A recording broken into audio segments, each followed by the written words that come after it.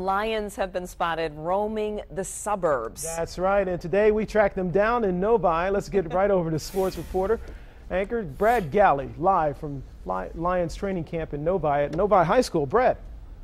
Yeah, it's funny to say that, Curtis and Glenda. We are in Tom's Tunnel, which is usually reserved for the green and white Wildcats here of Novi. That's where the players walk out of, but in just a few moments, the Detroit Lions will run through that tunnel onto the high school field here that has been absolutely transformed. We talked just a moments ago with a couple of the players on the team and the head coach. We talked with them early because in just a few minutes, Jim Caldwell will address the team and we'll talk to them and maybe muster up a little bit of inspiration before their season officially kicks off Monday for practice. What's so cool for these guys is to watch the players that they admire and watch on Sundays running through their tunnel and get a pep talk from one of the most successful head coaches in last year's NFL season.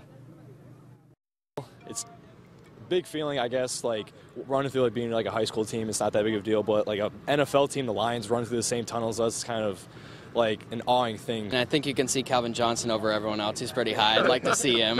Are you aware of what's going on for your afternoon? The head coach is coming and giving us a little talk. I appreciate Coach Caldwell coming because it's hard to adjust your practice schedules and be out here. So I'm just going to soak it in. Anytime that you give a speech from here on out, you know that nothing's going to compete with what they're about to hear. Well, maybe they can't compete. Maybe he can't compete with me. Oh, are you going to tell him that? No. Yeah, the green and white on this field has been transformed into Honolulu blue and silver. Back to football banners all over the field. The cheerleaders for the high school are getting ready to cheer on the team. The jerseys are on the field.